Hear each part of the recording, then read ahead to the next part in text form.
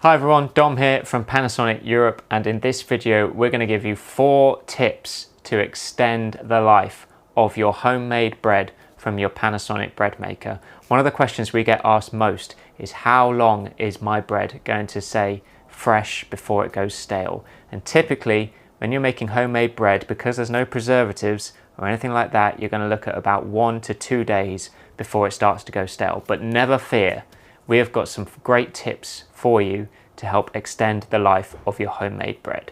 Tip number 1 is, once you've made your bread, let it cool down fully. Bring it right down to room temperature at its own time. Don't be tempted to wrap it up straight away when it's still warm. What that's going to do is trap moisture, and moisture is going to encourage bacteria, and that's what we want to avoid. So let it cool down. I know how tempting it might be to store it straight away, but don't. Just let it do its thing.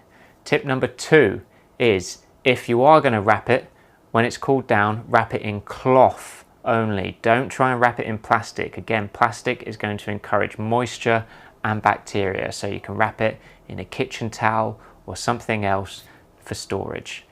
Tip number 3, if you're going to eat some straight away, only cut off what you're going to eat and only what you need.